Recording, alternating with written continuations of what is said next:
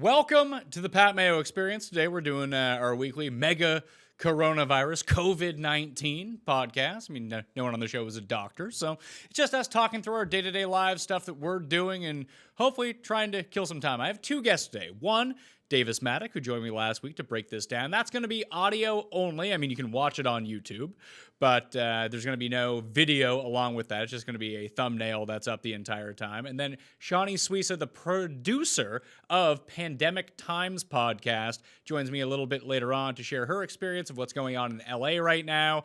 And she's got some fire thoughts on some things, not afraid to express it. So we're going to really dig deep into this, try to kill some time, and what I do want to let people know is I got some DraftKings money to give away. So smash the like button for the episode, leave your DraftKings handle in the comment section, and let me know if there's an app or anything that's going on that can bring communities together, free to use, to really help people out. You leave your DraftKings handle along with that. You'll be in that draw for 20 DK dollars. It's also a good way to pass along some information in these times to people who might be in need. Try to help out a hand and really bring your community together. That's a lot of the topic of what we talk about in the second part of the show when Shaunie comes on. Also, if you want to get into a draw for 100 DraftKings dollars, subscribe to the Pat Mayo Experience audio podcast, leave a 5-star review, DraftKings handle, and something you enjoy about the show. Plus, tell a friend. Spread the show around in terms of, getting people to subscribe and download. If you do all those things, you're in a draw for 100 DraftKings dollars. Up first, host of the TakeCast, it will be Davis Mattek. Enjoy. The Pat Mayo Experience. Pat Mayo Experience. Pat Mayo Experience. Pat Mayo Experience. Experience. All right, everyone, bringing in my buddy, Pat Mayo. We did this show last week, got really good responses from it, and pretty much every time Pat and I do a show together, it gets good responses. People like it, and because there's not a ton of sports going on. There are some sports happening, and people they want what they know. They want the consistency. So Pat, the people wanted this show, so we're giving them this show. Yeah, and if people are listening on the Pat Mayo Experience feed, of course, you can always go subscribe to the TakeCast, Davis's show. It's not just coronavirus type stuff, although it might be for you now, isn't it? I mean, we're gonna be branching out a little bit. I did a show that just came out. I actually haven't even tweeted the link out yet. I did one. It'll be the most recent episode in the feed, other than this one, with Jeff Collins, where we actually talked about baseball for about half the show. So not really much Corona talk in there. So if you're wanting a little bit of something else, there we gave you a little bit of something else here on the feed. Yeah, I mean, if you're talking about baseball, you can sleep your way through the entire pandemic and you'll be good. Man, I gotta say, I never thought that this would be me, Pat, but I really am wishing that we had some good old-fashioned American baseball happening right now. I really wish it was here. As someone who spent their Friday betting on something called Cage Warriors, I'm inclined to agree with you. Is Cage Warriors like minor league MMA? It's like minor league Euro MMA. Minor league Euro MMA. So like, and what's so funny right now is we're learning at what distinction people just really don't care. We have. Did you wager on minor league golf? I didn't actually. I think I stayed away. I did not bet on it. I looked at it. I was like, I legitimately don't know who these people are, at least with Cage Warriors. My old roommate, who I have on the show, Cody, who works at Fight Network, he used to work Cage Warriors for like 6 years doing play-by-play, so he actually knew who all these people were. I was like, you have... Yeah, he knew the athletes, right? Yeah, he basically, when we did the show on Thursday, he's like, here are the 5 lines that are going to be double come the time the card actually goes. So actually we did it Wednesday night and it started on Friday afternoon. And like I bet on some guy at like minus 225. He went off at minus 700. So I don't know if that's the only people who bet on it were the people that watch my show and just took all those picks, or they just had to adjust because they were just way off. Like he used to match make cards as well. So he has a good sense of odds. So it was actually quite profitable. I mean, there you go. You always say people they don't come to the Pat Mayo Experience for picks other than for the MMA picks, and it turns out you are even the premier destination for Cage Warriors picks. Yeah, listen, if you have people who know, that's the thing. Like with the minor league golf, I just didn't know. Like, what am I going to be saying? I think the guy who won wasn't even available on the odd sheet, was he? That is accurate. And I only know that because our buddy, Rifo18, Ryan Forbes, he was the one who even alerted me to the fact that it was happening. And if I would have known even one person, if I mean literally, if I would have even known one person in the event, I would have bet it. But I couldn't have picked those guys out of a lineup. I just didn't know anyone. So for that reason, I was out. Yeah, that's basically. I don't want to. Although I do want to bet on things, I don't want to bet on things I legitimately have. I mean, I don't have any clue about Cage Warriors, but I know who to trust with Cage Warriors. When it comes to minor league golf, people are just throwing darts. People are just throwing darts. Yeah, it's not like there's any data that exists for that. Are you tempted at all by League of Legends, or is that just like dumb nerd shit and you're not tempted? Well, it is dumb nerd shit to me, but it doesn't mean that I'm not going to do content for it. Actually, I did League of Leagues content like 4 years ago. My old intern, who became my colleague, Matt Best, was playing it all the time back then. And he like knew what was going on. So we used to play on DraftKings. Just the limits were so low. Like I didn't really want to play like $100 double ups for League of Legends. I'd rather just play stuff that I actually watch and could follow along for my entertainment purposes. But hey, we're in a tough scene right now, so I might have Matt back on the show to figure out what's going on. I saw you did a show about it. I mean, I got to tell you, first of all, yes, we did do a show about it. If you're gonna tell me how awesome it is, just remember you're like under quarantine and you're begging for entertainment at this point. I'm not gonna tell you it's awesome because I'm not gonna lie to you. Like, would I rather watch Australian League soccer or would I rather watch League of Legends?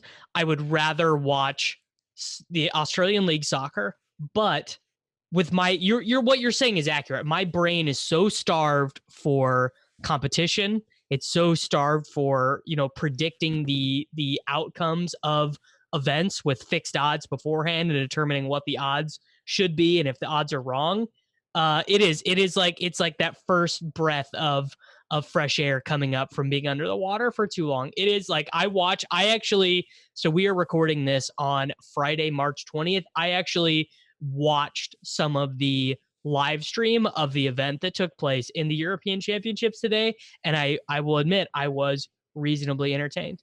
Well, maybe this is for all media markets, because I think the last time we spoke, UFC was the only thing still going on. Now that's off the table, so anything that's going on is going to get eyeballs. Yeah, we have the Turkish soccer league was still going on. That shut down the last time we spoke. Yeah, they canceled that. They canceled it after DraftKings had posted, GPPs with, 100,000 people in them and stuff. So, or $100,000 prize pools rather. So that was a little bit of a bummer. They have Australian soccer going on, but it's literally in the middle of the night. So like, I mean, I really like sports and I really like to play on DraftKings and I really like to bet, but I can't. I'm not going to set my alarm at 3:30 every morning. Like I'm just not going to do it. Well, maybe this is time to develop some other interests, and by the time everything eventually comes back, you're going to be all gung-ho and refreshed. Yeah, I mean, my interests are, like, I guess I've been playing a lot more video games, so that's definitely been, I kind of think that's how most people that I know are dealing with it. Is just like the amount of video games that are being played, it's much higher than it was 2 weeks ago, basically. Oh, I can definitely see that. If anyone's wondering, if you're listening to this on Davis's feed, it's just him and I speaking about it. But if you come to the Pat Mayo Experience, there's a part 2, an extension to this, where I have on, like I said, the producer of the Pandemic Times, and we talk a little bit about what people are doing. And one of the things that we talked about, and this is why I think it's not necessary, obviously, that's self-aggrandizing in a way, but to talk about this is you and I are chatting, we're catching up. What are we up to? Obviously, we're not doctors. We're not here to give you advice on what to do, but just how we're living our day-to-day lives. And like, yeah, that's so much more useful than being like, you got to socially distance. Like, okay, great. But like, how are you dealing with it? How is that impacting you? What's it like in your life?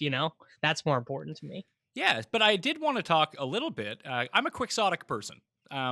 Although my demeanor may not show that. And if you've noticed me from these podcasts or the videos or any of my writing, I'm entirely sarcastic, sardonic, if you will. I don't seem like a super happy guy, but I'm quite optimistic about things. And I've just been seeing so many people running through doomsday scenarios, and they might be right.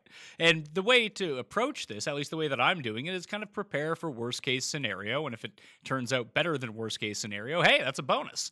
But you want to be as prepared as possible. At least that's how I'm personally taking it with my family.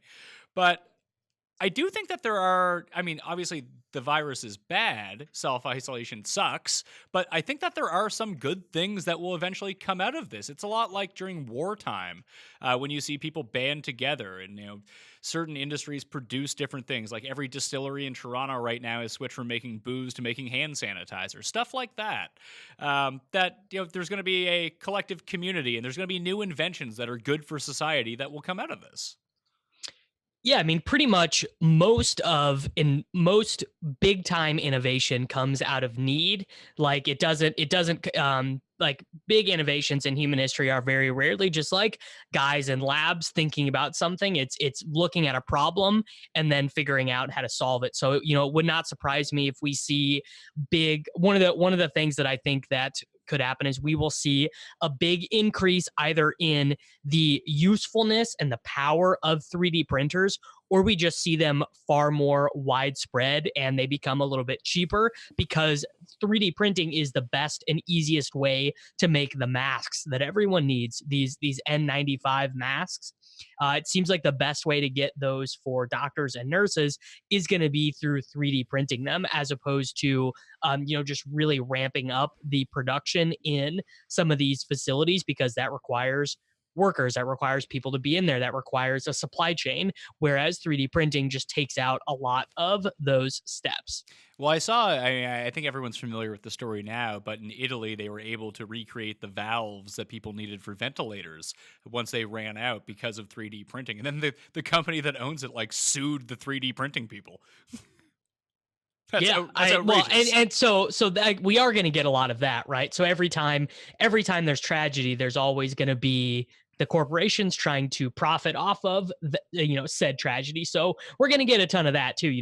I certainly am not wanting to paint a picture like I think that everyone in the world is uniting for good and no one is out there looking for number one, because that is certainly not the case. I mean, we know that a lot of the people in power right now are looking out for number one, and that doesn't necessarily mean that there aren't solutions out there that benefit, that they're not mutually beneficial, but oftentimes, we're gonna see some awful price gouging stories come out for sure. Yeah, I don't know if it's necessarily going to be price gouging, because I think that even just to think of this as like a business expense, everyone is doing business expense. Like everyone's doing poorly. People are laid off. People don't have money.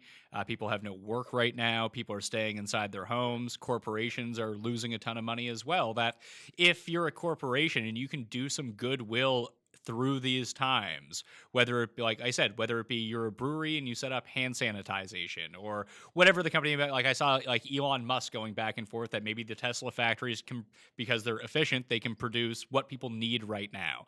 And you hear it one of two ways. I think that's going to reflect well upon those corporations once everything is done. People will remember. I honestly do think that. But at the same time, if Elon Musk says, hey, maybe we can turn our car factory into tell us where they need ventilators the most. We'll try to create ventilators quickly and get them out. And then the first response is well, you should have done that 3 weeks ago. That shit's not helping, by the way. Yeah, there's a lot of stuff we could have done 3 weeks ago. We didn't. So retroactively putting on what you think that we should do with the information you have now is not a fucking help at all. No, that's not useful. I think that there is a lot of, I would say there's a lot of justifiable anger though from, and justifiable anger, again, anger generally is not a productive emotion for people though. I think in the case of Senators Barr and Loeffler, voter anger is actually going to get them to be punished for something that generally senators are not punished for. But, there's just a lot of justifiable anger because there were people that knew that this was really dangerous and wanted the federal government to start moving, to start doing something, and just, kind of had to sit by and watch. Well, no one did anything, basically. Sure, but now we're in the spot where no one did anything, and now they're trying different things out, and it's it's not moving fast enough. It's well, there needs to be a pragmatic version of this too, where stuff can actually be done. Like, it's not like I thought of it, now it's enacted. Like, that's not how anything works. So I was starting to think, and Cuss kind of told me about this. Like, Cuss is really freaking out. He's on like Twitter all day. He's on Reddit all day. He basically is going to start building a bunker soon and just like put himself into that for the next 5 years and come out of it and see what happens, like Brendan Fraser and Blast from the Past.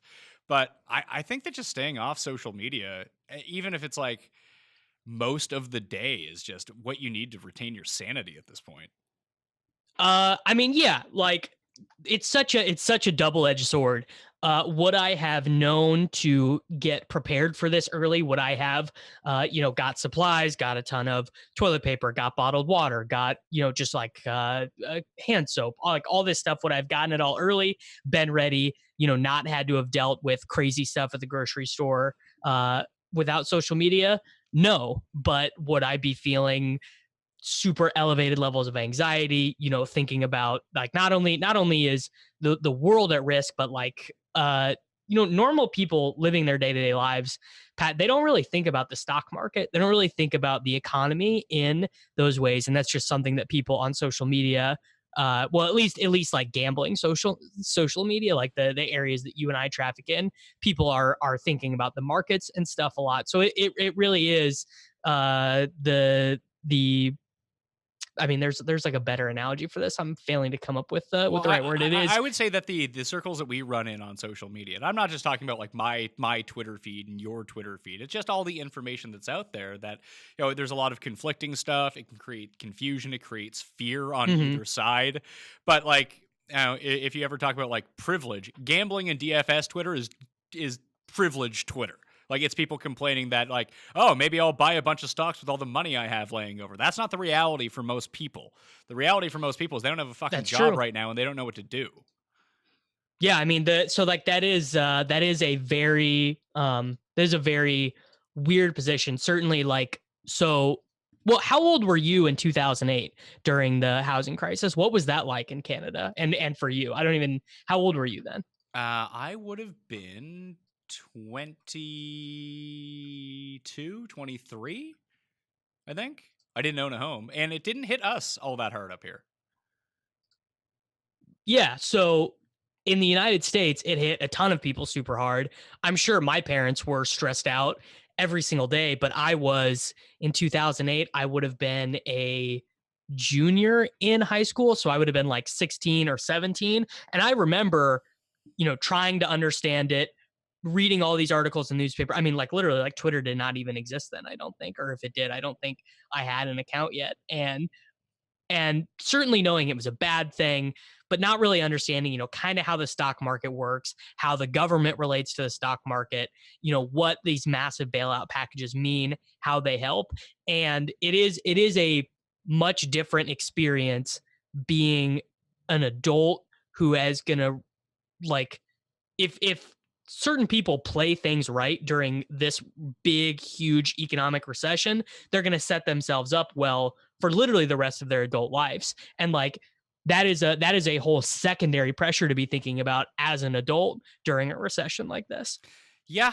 And frankly, I wish I had answers to it. I wish I knew what to do, but I don't. Do you? Well, and that is a privileged position, by the way. I guess another point I was trying to make there is that I don't, a lot of people in their day-to-day lives do not think of themselves as being privileged or having privileges, but like just knowing that like I have a job, that I'm not gonna have to worry about, paying rent or healthcare or whatever right now. Like that is a huge blessing that like large chunks of the United States people, well, and the world, not even just the United States, but just the world, that they do not get to approach this situation thinking about how they can set themselves up financially. It's like a huge, scary thing for them day to day. Yeah, it's about how do I survive based on what's going on, not because there's a virus out there, but my day-to-day necessities are not being met. And I think that's why, people are giving, there's every time that you see people on social media, for example, like when people congregated on like South Beach for spring break, those people are idiots. Like we can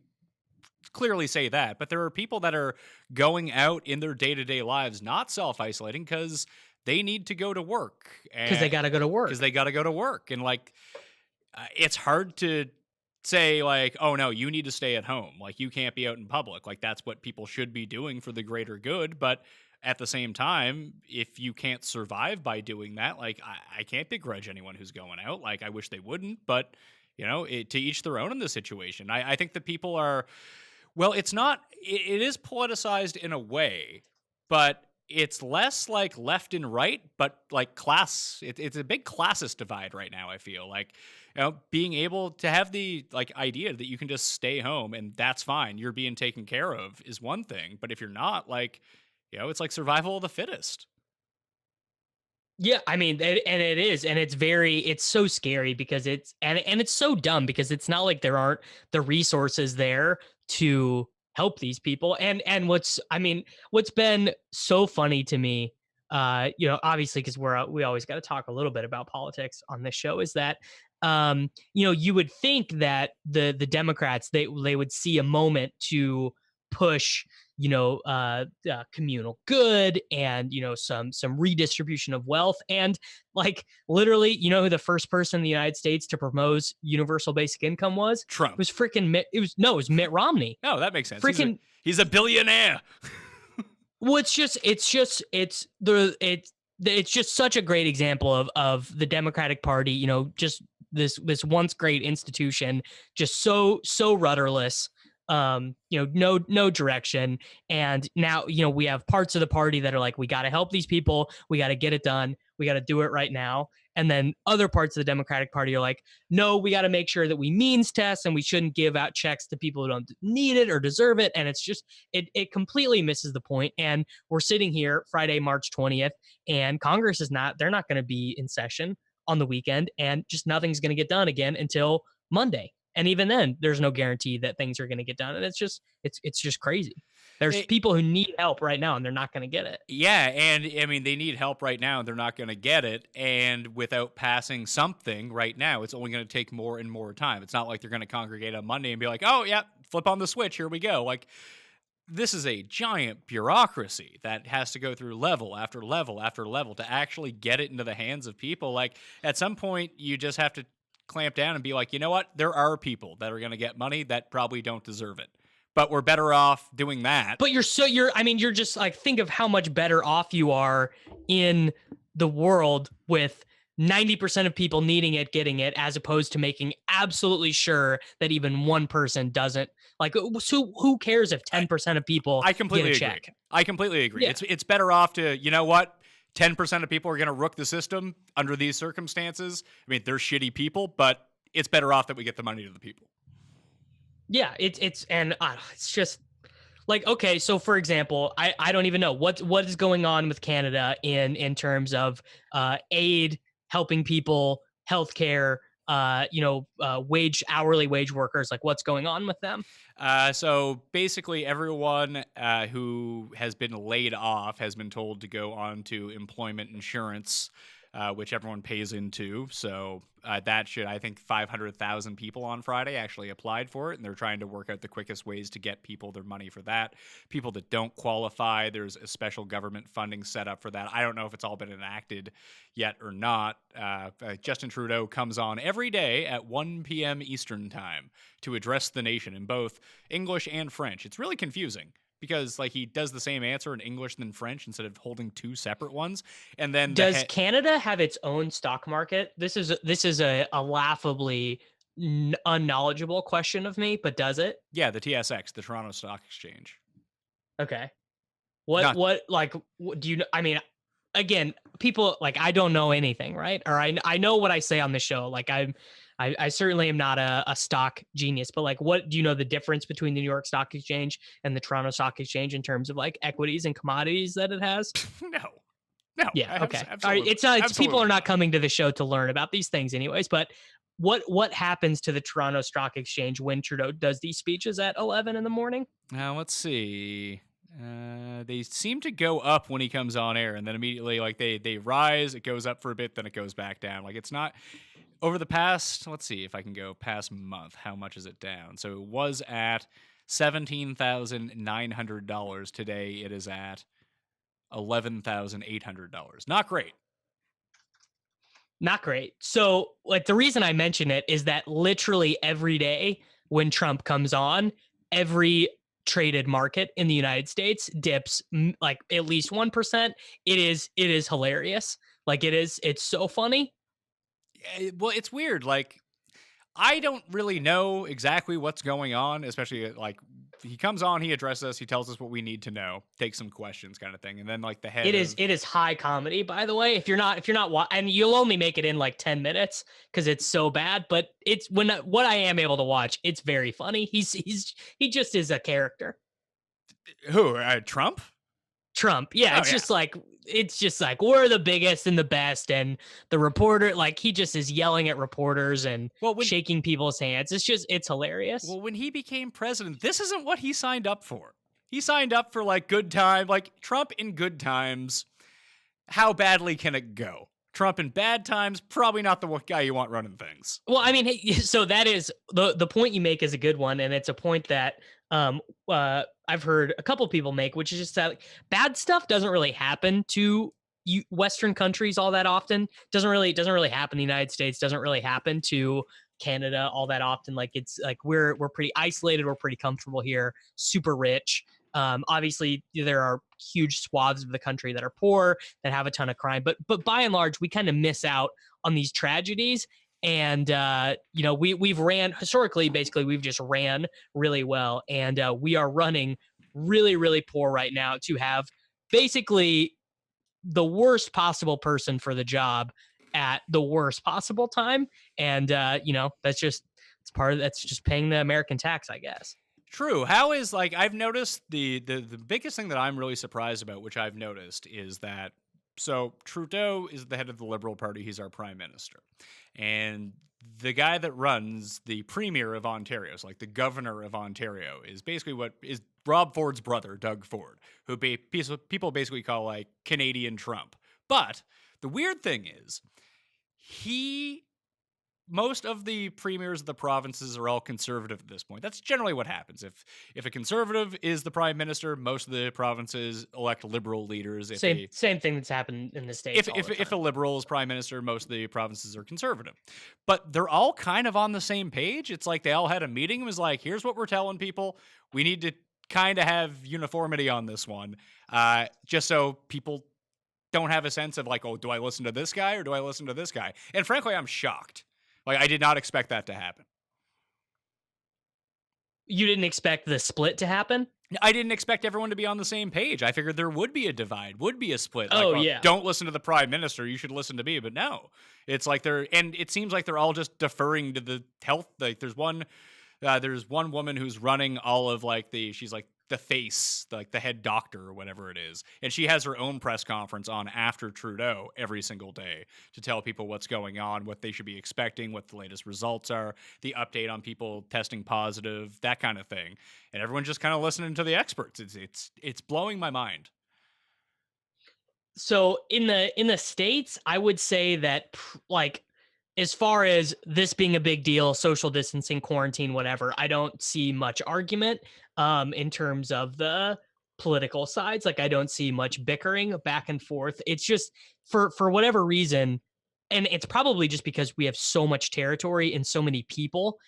There's no agreement on what to do about testing. Like, it seems like the federal government kind of wants to pass it to the states, and the states are kind of like, well, we don't have that much money. This is kind of a hard thing to pull off. Like, you got to help us with the testing. Like, but that really seems to be the only point of contention in terms of like taking the infectious disease seriously. Well, that's good in a sense. Like, the fact that when something real comes along, people can actually work together.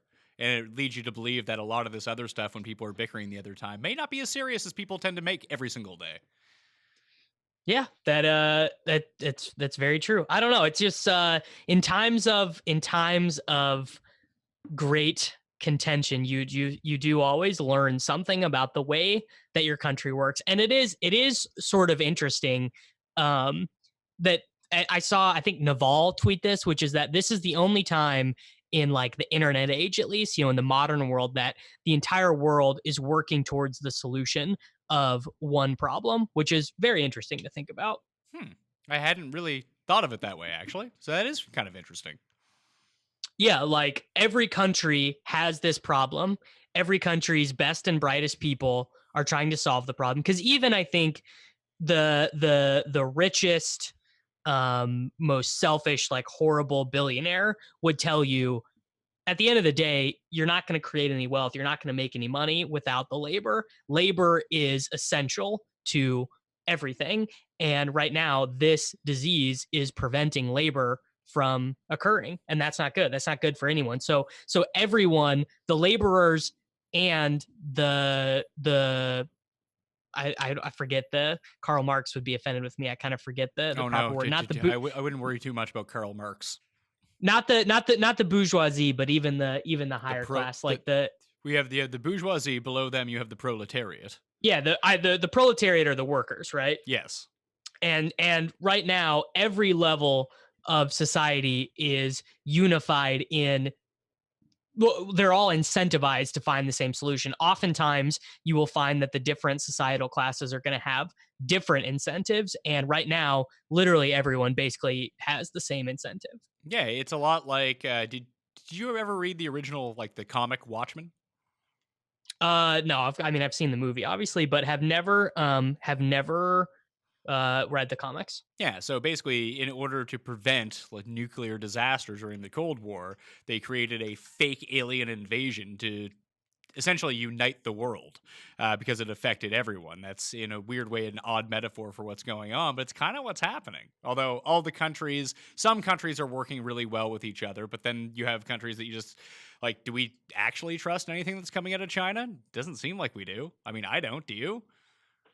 No, and I mean that's a whole other thing. Is Trump like the one of the very annoying things about Trump is that it seemed like for about 8 hours he was taking it seriously, right? And was like, I'm not going to try and do my annoying thing. I'm not going to make this political. Like, obviously he made the first 2 months of it about politics. And then, it was after the Rudy Gobert thing, after all the postponements and that Friday press conference, which feels like a year ago now, literally a week ago from the last time actually you and I recorded, that morning.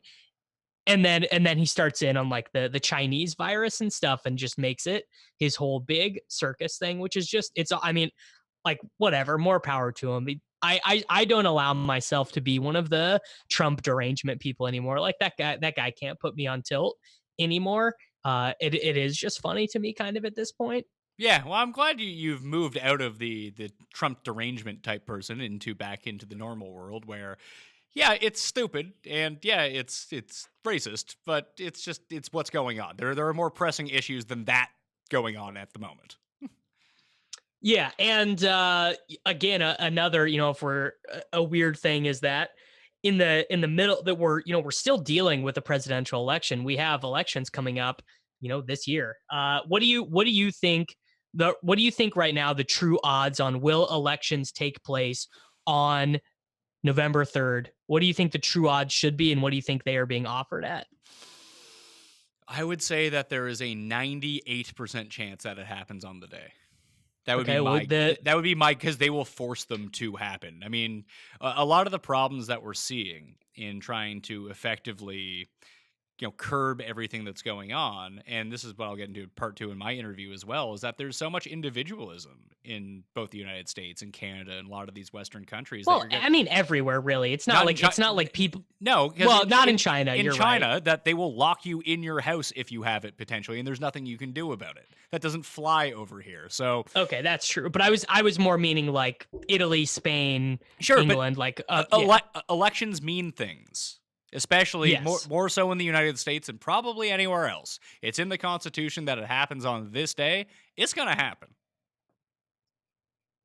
Yeah, so I actually am of the mind that if you can get someone to give you good enough odds that you should take, elections will not happen on November 3rd, that they will either be that they will be postponed or delayed. Like, what odds are you talking about? Like 200 to 1? I mean, I think I would probably book it at like 50 to 1. That not that they get canceled, but just that they are postponed or delayed by some degree. I also am, so like when the last time you and I talked, I was like a full 10 on the economy's going in the tank. 1 million Americans are going to die. Bunch of people over the age of like the death rate of people over the age of 70 is going to be like 15%. I'm more of like a 9.5 now. Like I'm like seeing some cracks of positivity in a few different ways. So I'm not, maybe I would be more like 100-1 that elections are postponed. So you've become more encouraged over the last week. That I feel like that is not a typical response to what's been going on. So remember, you got to think that these things are going to come in cycles and waves for people. No one's going to feel the same way about it for months. And I've been worried about this since January. So I've had a long time to think about it. I've had a long time to talk about it and a long time to read the news and see what people are thinking about it.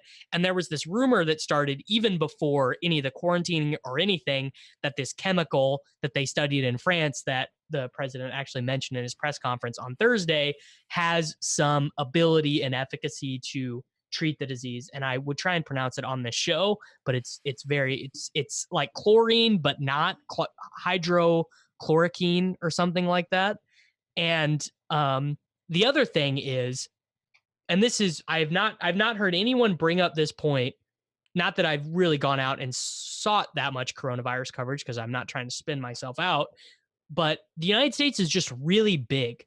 We have so much land mass that trying to treat infection rates and the spread of disease the same in the United States as it would be in Italy, in Spain, in France, whatever, I think is bad and wrong, because it doesn't account for just how much space we have, and healthier air too is a big part of it. That's, I mean, it's. Explain that to me again. Just say that again. So okay. So I mean, just think about how many people live in Italy or Spain, and think about how close quarters they are. Like there are even their little villages and their hamlets are going to be closer to one another than like two major American cities. Like major American cities are like hundreds of miles apart. So for example, you can have this situation in Seattle in New York where it's terrible, and probably a conservative estimate would be that tens of thousands of people are going to kind of needlessly die in Seattle and in New York based on what could have happened if we started working earlier, if we started social distancing earlier, if we started quarantining earlier. But cities like Chicago, Dallas, Los Angeles, San Francisco, these places that are huge but don't have huge infection problems yet, and people have already started to, do the curve flattening in these areas. It's such a big space that the spread of infectious disease is just a little bit more difficult here. It could be that, or it could just be that we're seeing delayed results on everything too. And maybe it is there, and it just took slower to actually get there. I hope you're right, because it's a lot of the same thing that we deal with. Well, I'm not even saying this is my official position. This is just why I feel a little bit more optimistic. Okay, because I mean, Canada would be an even more extreme example of that. Like I live in Vancouver and Toronto are the two most densely populated places, and the coronavirus has been around for a while here, but the infections are going up because obviously more people are being tested, but it does seem like it's not. We haven't had that huge like spike that you see on the chart yet. There's been like mini spikes up, but it's not just like one day, and it just keeps going up. Like it's been fairly consistent across the board, and maybe that's why. Maybe it's because it's such a the certain percentage of the population only lives in so many places, and our country is like twice the size of your country. So I guess the other point of optimism that I do sort of buy, well, I sort of buy and I sort of don't. So I will just present this theory to the people, which is just the theory that the more testing we do, the more cases we find, but we've done barely any testing in the United States. And there's a lot of evidence to suggest that this virus is just super, super contagious. It's just very easy to pass, and it's very easy to be asymptomatic. But the United States as a whole, even including Seattle and New York, but also including other areas, we haven't even seen, close to the death rates that we've seen in Italy, in Spain, and in China and in South Korea. So there's some evidence to suggest that a ton of people in the United States and in Canada probably already have it, and they're not sick and they're not dead. So that's probably, just like mathematically speaking, that's probably a good indicator. Well, do you find just in your day-to-day life, people or what you see when you go and take the dog for a walk kind of thing? Do you feel like most people are self-isolating at this point? Certainly, I think that there are less people out and about, less people going to restaurants, less people even, wanting to go to the grocery store multiple times a week than there was 2 weeks ago. But I still see people out, I walk my dogs 3 times a day, and I still see people out roaming around doing stuff. Like, I think that, is everyone social distancing? No. Are way more people doing it than a week ago? Yes. Or even 3 days ago? Yeah, for sure. Is it enough? I don't know. I'm not a scientist. Would you say that if you had to guess, would you say under 50% of people are doing it? Under for sure. Really? Just no one. 50% of people in the United States will never do anything. It's just, my number would be, my line would have been 33%, and that feels right about accurate to me. I say, because I don't really know what it is here because I'm not really going out all that much, but I bring my son for a walk every day and I see people out, but they're kind of by themselves. Like, they're also just kind of getting out of the house. It seems like they're not, like, they're on the other side of the road. You give a nod to someone, a smile to someone, they just kind of walk about their way.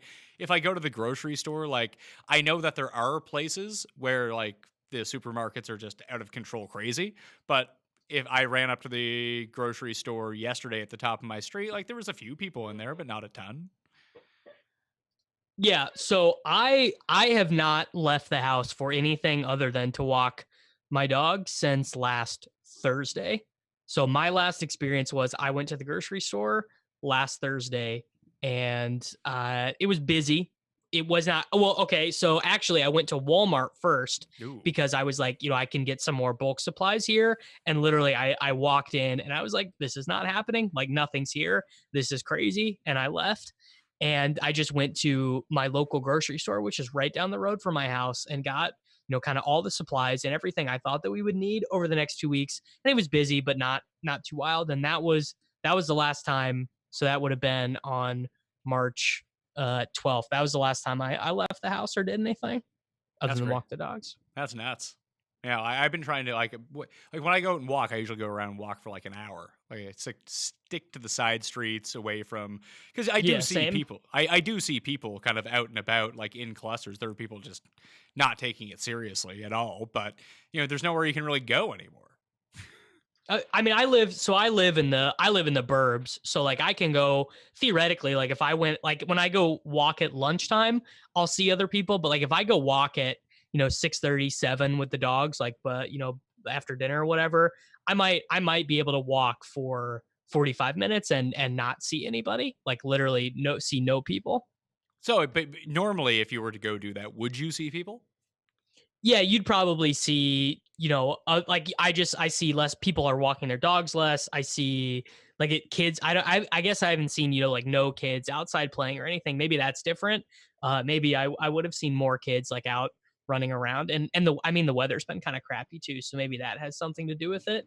But yeah, I would say less people outside than a month ago. 100%. That's true. Do you find that old people are taking this less seriously than young people? Yes, 100%, because they don't get it. They just, I don't know. Is it that they don't get it, or they're just like, I've lived through all of this other shit, like this'll pass? Or it's just, I'm so old I don't care. It's very hard for me to say without being like mean. I mean, certainly it is some of like, they just don't get it, or a lot of old people watch Fox News, and I'm sure on Fox News they're just like, this is nothing, don't even worry about it, don't sweat it.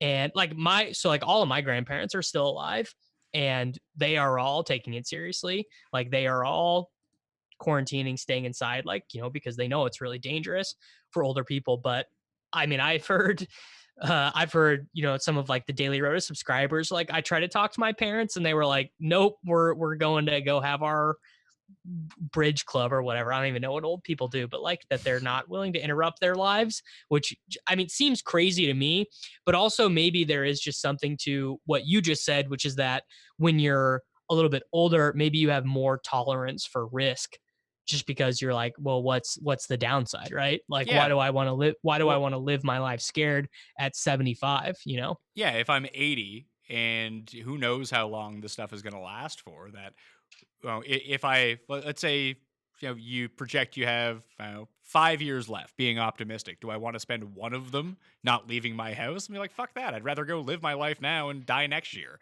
Like, I'm sure that exists out there. Like, people think that way. And I frankly can't blame them. What would you do if I you don't, were that's that's a bad hypothetical because I actually have no idea. I don't know. Yeah, it is about. I don't know either. I was just like as you were saying that I was thinking like, what would I do? What would I think? And I don't have a good answer. I don't know what I would do either. Yeah, so that's a shitty situation. But I do think that like, I'm to kind of go back to it. There is going to be, like I mentioned, some positives of people coming together a little bit, maybe getting on the same page, industries churning out different things, maybe some invention. The other thing that's happening is a lot of people that were not tech savvy whatsoever aren't necessarily becoming tech savvy, but the influence of technology on their lives, like the older generation, is catching up very quickly.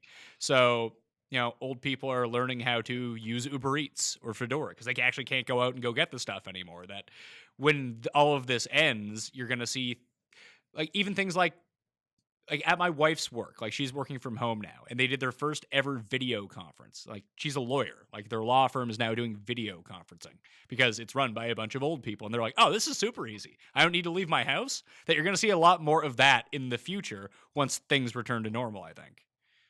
You'll definitely see more working from home, more work from home days. I'm kind of wondering if the fact that this was so not sloppily, but just like these work from home plans, they had to be instituted like that, like at literally at the drop of a hat. So I'm wondering if productivity for a lot of these workers is going to suffer. You know what I See, mean? I don't think Like, so because if you go to an office and work 9 to 5, and I think we've talked about this before. yeah, we have, and I never have. So I have no idea what that's even like. So I have never had like a real 9 to 5 job. I've had shift work and things like that before I got into this. But if you work 9 to 5, how much are you even really working during that shift? Like you're there to be there till 5 and then you leave. You might be done all your work at 11 a.m. Who knows? That productivity, I don't think is going to be. I think that's what these businesses are going to see is that people are working from home. Oh, left to their own devices, they're still getting all their work done. Why do they need to come into the office? Maybe we can cut back on the size of our office. Maybe people only need to come in 2 days a week for whatever, instead of 5 days a week. Like, I think that companies are going to see not necessarily an opportunity to downsize in terms of employees when things return to normal, but just the amount of overhead because technology can keep it all up. And the people that they need to learn the technology all kind of have to right now. Yeah, that is true. Like a lot of people are acquiring skills that they probably would not have acquired either ever or I mean for 5-10 years or something like that. They just wouldn't. Like there Like are people that just simply would not know any of this stuff. Like banks canceled bank books. You have to do everything online right now. So Tim, Andercust, who still uses a bank book, like had to learn how to use an app. He's like 30. My grandparents also had to figure out how to do it as well. But now they know how to do it. And that's just more efficient. Like even if you think like the amount of bank books that go out is not, ending the world's supply of paper, but now we're using less paper. Like things like that. I mean, that is true. Yeah, just like, and there are pluses and minuses doing things digitally or not doing things digitally. But I am generally a proponent of, learning to do things that way. Sure, but do you, you're also in your late 20s. Yeah, I can assume if you're like 58 and you don't know how to do this stuff, it can be kind of jarring.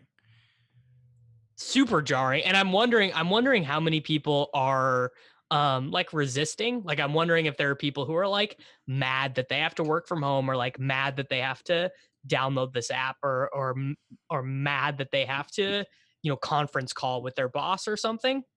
I'm sure that they are, but eventually, out of necessity, you're going to have to learn how to do it. Once you learn how to do it, like most things, it's like with everything. One of the first discussions that we ever had about this was, people tend to be racist and homophobic when they grow up in very isolated areas that are away from major metropolitan places. But if everyone just spent a summer in New York, people would be less racist. People would be less homophobic. That once you get exposed to this kind of thing, that you don't fear it anymore. And there's just a lot of fear that's baked into it. That is very true. Yeah, that's a super true point, that there's going to be a lot more. There's going to be a lot more people being exposed to things that they never would have before as a result of this, which I think is, that part is definitely good. Like that's got to be a net good. I mean, this is not going to be a net good on society probably, but there are going to be some things that are definitely good, that improve the lives of people that don't die. Well, I don't want to step too much on the second part of my interview where I do talk about this, but I did want to ask you, do you think that community building is going to be a little bit stronger right now? Like, do you see people offering to, like, instead of, hey, like with neighbors kind of thing, if you have contact with them, reaching out to see if like people are okay, if they need help, instead of sending 10 separate people? Like, you remember the scene in Swingers where everyone drives to the party in their own car? That, hey, maybe a carpool, or in this situation, maybe one person goes and gets stuff for 5 people. Like that kind of thing, like really trying to help out your neighbors. Like, do you see any of that? Because I do here. Like, it's frankly shocking. Again, like I'm just surprised at all of this. The fact that people are reacting to it in a manner that I think is less selfish than I would have anticipated, myself included, because I'm a pretty selfish person, and I'm trying to do what's best, not necessarily for everyone, but as many people as I can help out.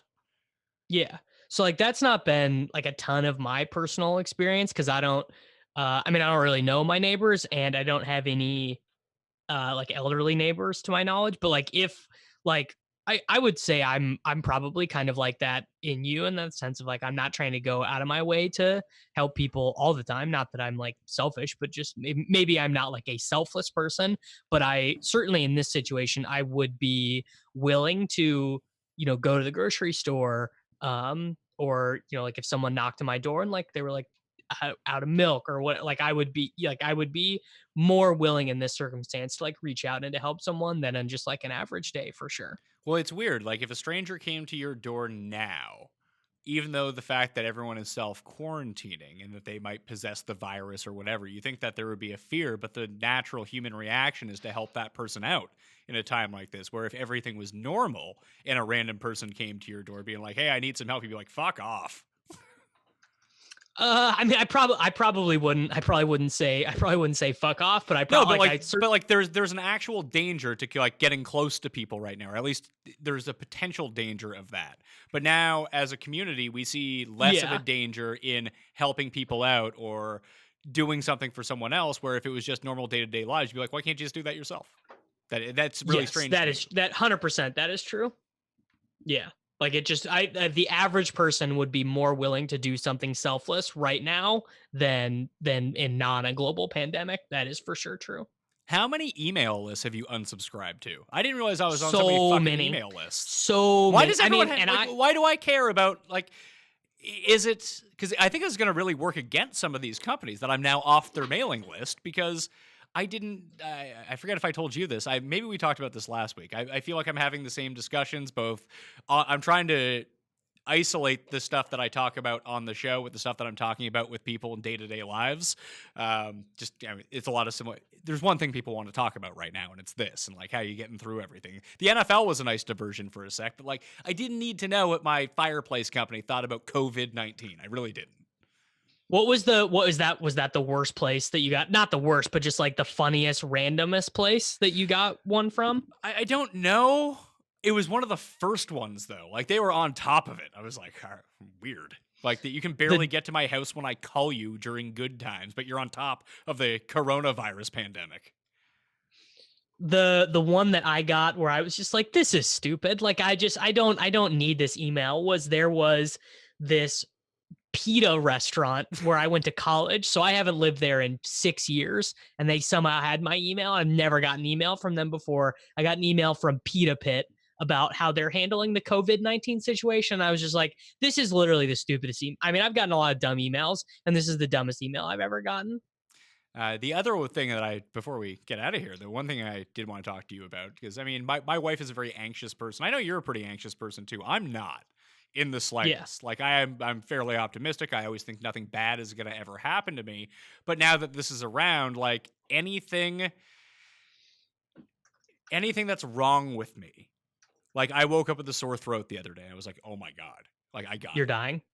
But I was like, all I did yesterday was drink coffee and smoke cigarettes. Like, this is no different than any other day. I had a glass of water and my throat felt fine. But for that second, like, it was in me like, oh my God, like, this is not good. Like, what's going to happen now? Like, I'm running through those scenarios in my head. And that's not really the type of person that I am. But I can't imagine the stress that this is putting on people who do have anxiety. Who do have anxiety. Or depression or shit like that. Like, I think my wife's doing a pretty good job with maintaining her cool, but I know it's stressing her out. And it's one of these situations where, you know, if you talk to someone who's depressed, like, you know, some people say, well, just fucking cheer up. Like, that's obviously not how it works. And it's the same thing with anxiety, that, you know, you can't just be like, well, stop being so anxious. Like, that's not how it works.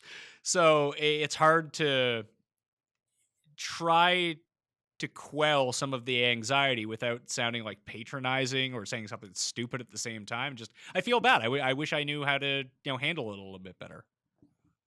Yeah, I mean, I guess my experience with it is like, yes, like I mean, one of the biggest challenges about literally locking yourself in your house and only leaving to walk your dogs. I mean, first of all, I absolutely cannot imagine doing this without dogs. Like it would be a much worse experience, but like that's obviously it's bad for your physical health, but it's bad for your mental health too, for sure. And, so like finding a way, like finding things to do to keep your body moving, to keep your brain moving. Like if you have strategies, you should definitely be trying to employ those. Maybe we'll do a mental health episode of this podcast at some point, kind of depending how long we're all locked in our houses. But I also had a day where I thought that I had this too. It was last Saturday. I woke up and I just felt like really sluggish, and I didn't have a temperature, but I just felt crappy. I had a cough. Like I just felt gross and bad. And I've probably never taken more vitamins in my life. I'm taking multivitamins. I'm taking zinc. I'm drinking like a probiotic drink like every day, just because I'm like, I want my body to be like at its A+ functioning if it can be. Yeah, absolutely. But you have to remember too, is like, how do you usually feel mid-March where you live? It's probably a bit of a bummer. You're probably kind of sniffly and sick anyway. Like, and you're going to have this added pressure to think, oh my God, there's something wrong with me at this time. And like, it could be worst case scenario. And if something is wrong with me, I shouldn't go to the doctor unless I'm really, really sick. Cause if I do have it and I'm not dying, I don't want to spread it. I don't want to give it to a doctor or whatever. Yeah. So there's just a lot of confusion going on right now. And I think that's where a lot of the fear comes in. That's why I think that taking a break from social media, especially right now, like most people could use a break in general in their day-to-day lives. Like right now, maybe figure out how to get the information you feel like you need to get, but just seeing, and there's like, I've tried not to tweet about it at all. Like I've kind of saved all of my thoughts for doing these shows with you or for the shows, because at least then there's some context to it. Like you can see here, like you and I are just two buddies. We're talking about this. Like I'm sure a million and billions of conversations are going on between two people who don't know the answers to things right now, or for people who don't know the answers to things. But a lot of people are taking stands on social media. Like they know what the fuck is going on. Like here's what's going on. And that's not helpful to read. And it's only going to stress you out more.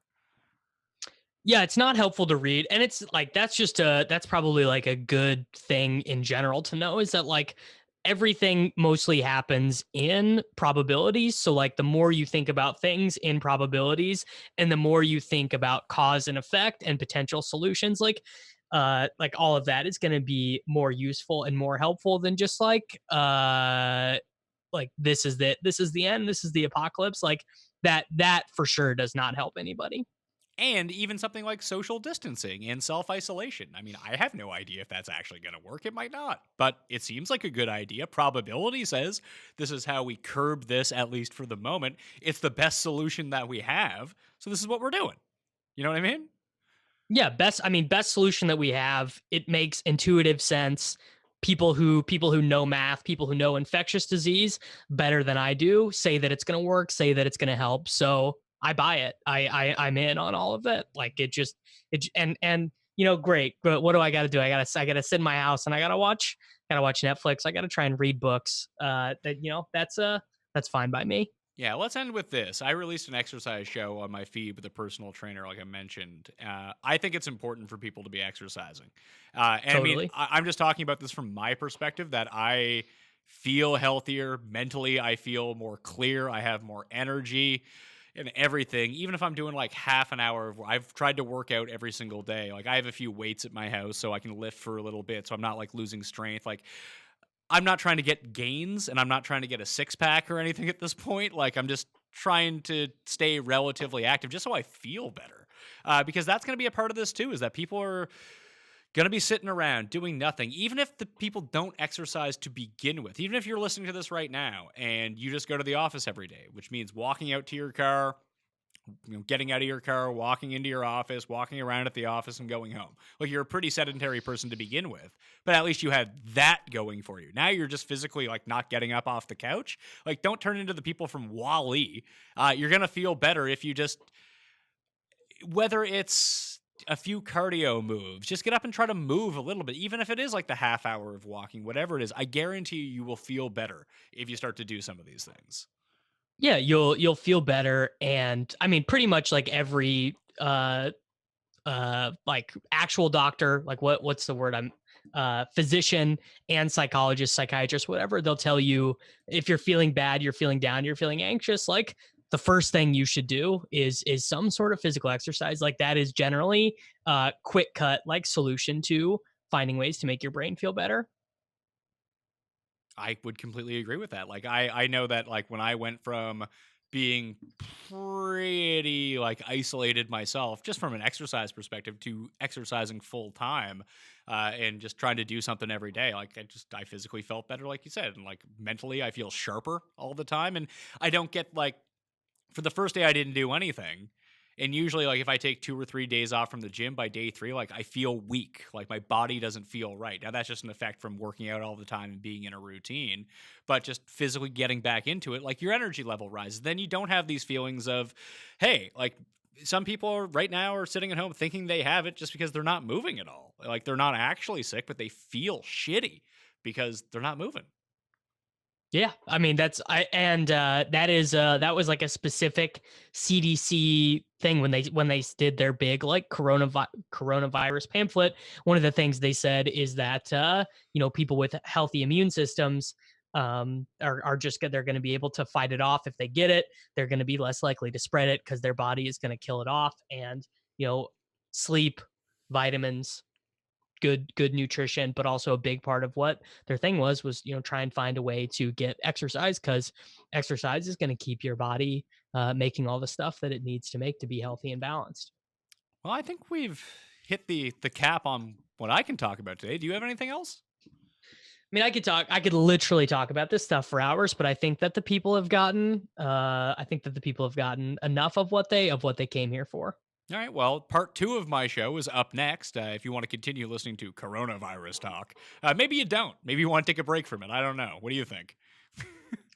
If they made it to this point, I don't even know how long we've recording, but if they're still here, they for sure want more coronavirus talk. Well, stay tuned on the Pat Mayo Experience feed, because we'll have about another 40 minutes of this. Different topics, of course, trying to get a full picture of what this is. But I do think that take the time to FaceTime someone. Like, even like group where I did some group workouts with my friends. Like, we just all FaceTimed in and had a push-up competition because we're fucking bored out of our minds doing stuff. But just shit like that. Like, try to communicate with as many people as possible too. Like, not face-to-face, but if you can Skype them, if you can FaceTime them, whatever. Like, people are sitting around. The one big drawback to this is my parents now know that I'm home all the time, so they call me all the fucking time. Like, before I could say like, oh, I'm at work. But now they're like every day. Like, oh God.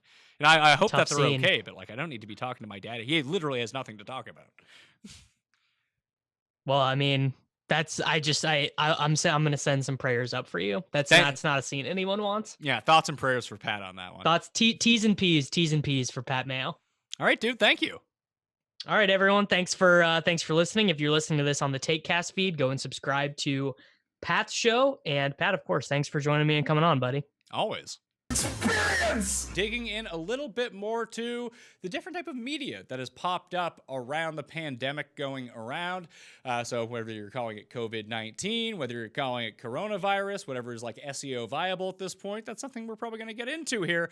Joining me is a podcast producer, Shaunie Suiza of the Pandemic Times. You can go check that out on all podcast platforms right now. I will provide a link in the description to this video and this podcast, so you can go subscribe to that right now. So let's bring her in. Can you tell the viewers of the Pat Mayo Experience a little bit about what is going on with that and your dad who's hosting it? Yeah, of course. So thank you for having me, Pat. It's a pleasure to be here. I'm quarantined right now with my boss, who is my dad, and he is always eager to create new content. And I think us having the ability to be able to produce podcasts at home is a really big benefit. And so we have been doing a daily show called Pandemic Times. It's a subset of a season of his show, the David Suiza podcast. It's just his daily remarks on what's going on here, because I think so many people are going stir crazy. They need a voice to listen to. He's a big member of the Jewish community. He runs the Jewish Journal here, and people trust his voice. They want to hear what's going on. But more importantly, it's to give them content to be able to relate to and to get through this time. It's not 100% dedicated to the practical advice or the medical advice or digging into the science of what's going on. It's really just a roundup of the insights that we're dealing with now and the change in culture that we're dealing with now, which I think is the biggest deal to our psyches, is the fact that now all of a sudden everything has shifted. How we work has shifted, how we interact has shifted, and so many people can relate to that. So many people want to hear his thoughts on that. So we've been putting that out every single day at 11 a.m. and it's been awesome. So when you're rounding up information, like right now, if you're just scanning Twitter, for example, or you're on like Reddit boards, not mainstream information, it's just a place where people can post information. But at sometimes, even when you look at some of these major news outlets, that you're not necessarily knowing what you're getting. It's a lot of people guessing half the time. How does he parse through, and how do you parse through like what you can actually call like reporting and, hey, we know this for sure? Or do you have to like weed out a lot of the stuff being like, that doesn't sound very legit?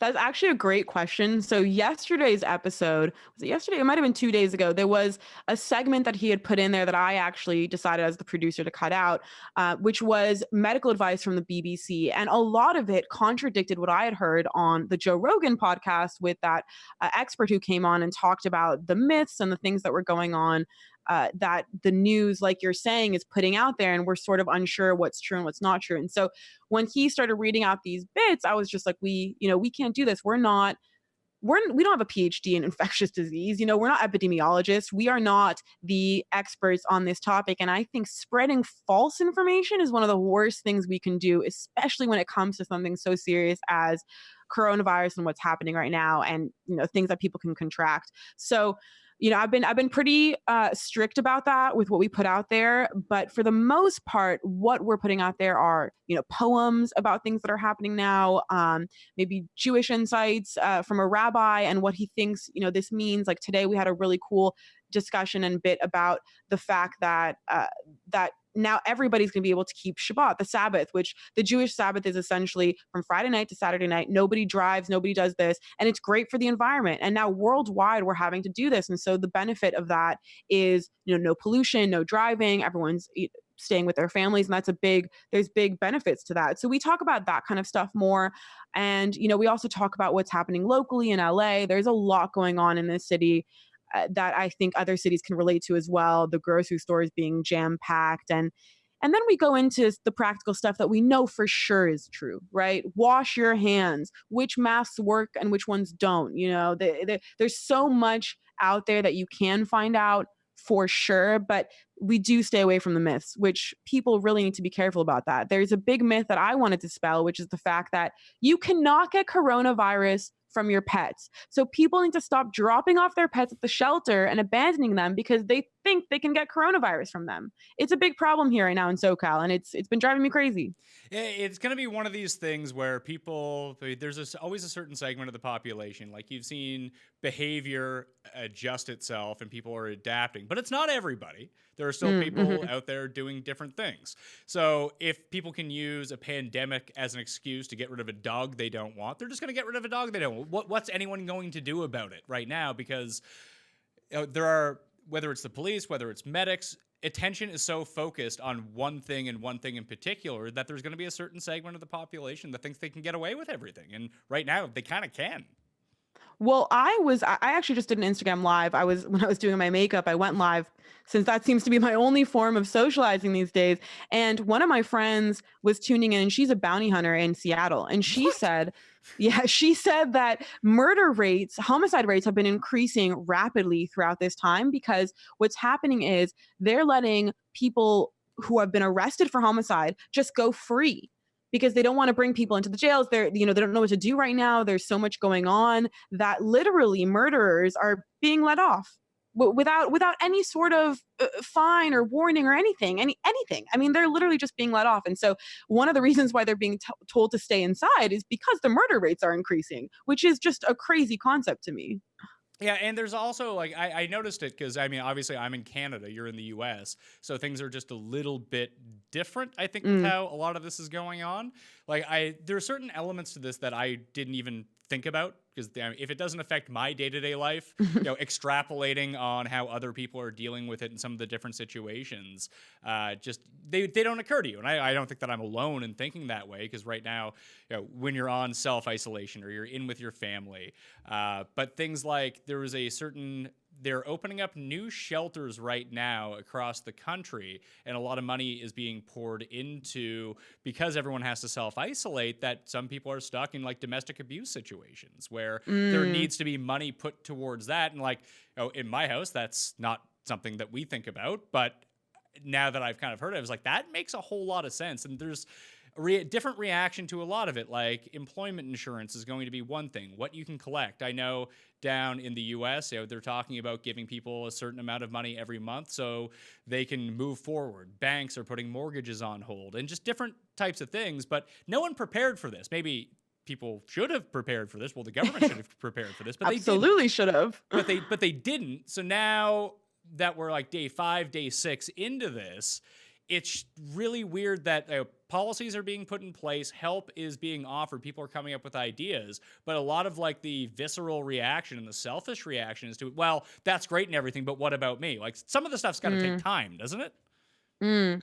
Definitely. I think a lot of what you said there was pretty spot on in the fact that so many people aren't thinking about the vast ways that this coronavirus, this quarantine, can affect people. And another one to bring to your attention would be kids who rely on school lunches. That's been going around my Facebook feed, which I'm pretty pleased that people are actually being made aware of this. But there are so many kids who are not fed 3 times a day, who are not even fed at home ever, and they rely on school food in order to get their food every single day. And so that's a big thing as well. Also, kids who are in situations of abuse at home as well, just like domestic violence cases, this kind of stuff is happening every day that we don't realize. And now these people don't have anywhere else to go but the home that they're trapped in, which is not a good environment. And so I feel for all of those people, and I do hope that we do something about it. But the reaction our country has been so slow. Canada, in my opinion, has also been so slow. I think the Western world, the Americas, has been incredibly slow to the take with all of the policies that need to be put in place. The fact that we are relying on China for all of our generic medicine is insane. All the manufacturing happens there. The masks that they've been hoarding because they manufacture them and they need them as well. We are so reliant on other countries. And I've been saying this for years. I've been saying that one of the worst positions America is in right now, and one of the biggest things we need to focus on, is our debt to China. We are so indebted to them in so many ways, and now we're seeing all the other ways that we're indebted to them: by medicine, by masks, by manufacturing of so many products that we need right now. We had since November, since December, I mean, we really knew it was serious by January. So in January, they could have had so many Americans building temporary hospitals or converting spaces. We could have had quarantines going a long time earlier. We could have had hand sanitizer manufacturers start moving over here. I mean, there's so much that we could have done. There's so much that we could have enacted and put in place. And it's all been so slow. It's all been so slow. I mean, I wonder what you guys feel in Canada, because Trudeau has been really lacking. His whole the border policy has been horrible, in my opinion. Not that really it's the biggest factor, because once Corona is in, it's in. But still, he could have done something else. He's been very cautious about making any moves, and I don't think right now is the time to be cautious. I think we need to have lockdowns in America and in Canada. I would say 4 weeks ago. Well, now we're past the point of no return with that in terms of actually getting it on the table. So the big thing, as I've kind of seen around talking to people I know, just witnessing people on the streets, and just even what you see covering up on the news, is, yeah, the reaction has been way too slow, but this is where we're at now. So it's no good to relitigate what should have happened 3 weeks ago. It's all about what we do today and what we do tomorrow in order to try to curb all this stuff. But in China, it can be one thing where when you get off a bus, they take your temperature. When you go into your office, they take your temperature. But that's not going to work over here. It's a different society. It's a different type of freedom that we experience over here. And there's some people who just want to say, no, I'm not doing this. And it's really hard to counteract that. Even if 80% of the population is doing things one way, there's going to be another subsect of 20% that are going to do it their way. They don't want to be told what to do. And that's ingrained in the populations of both of our places. So even if they do enforce a lockdown on everyone and shut down businesses and do everything like that, there's people who are going to disobey that. And if that's the case, then yeah, we can quell a lot of what's going on, but it's not going to solve a lot of the issues. So you have to factor that in too when you're trying to come up with a realistic solution. Like, there's the on paper solutions that can definitely work, but what's realistic? And I think that's what everyone's really struggling with right now. Yeah, something that you said that's really important is that we're a different society. So when I look at the numbers in China to try and predict, how long it's going to take for things to slow down here, it's impossible, because it's a communist country. There's so much more about the whole as opposed to the individual. And on top of that, if you don't listen to the Chinese government, the punishments, like you said, we have so many freedoms here. It's completely different. And so for them, they absolutely are all listening. They've been so strict about it. And it has taken them from October until now, until they've seen a slow. And I don't trust any of the data coming out of China. I don't trust a single bit. They have lied since the beginning. They have lied about the fact that it was not human to human transmission. I mean, they've lied about so many things, their numbers. And so the fact that they're saying they have no new cases now, I don't know if I trust that. I have no idea if that's even accurate. And we on this side are going to have that problem, like you're saying, of the 20% or the 10% or however many people are just going to go about doing things the way that they want to do it. And they're really going to ruin it for the rest of us. We have to get into the mentality of we need to work together. This is an instant shift.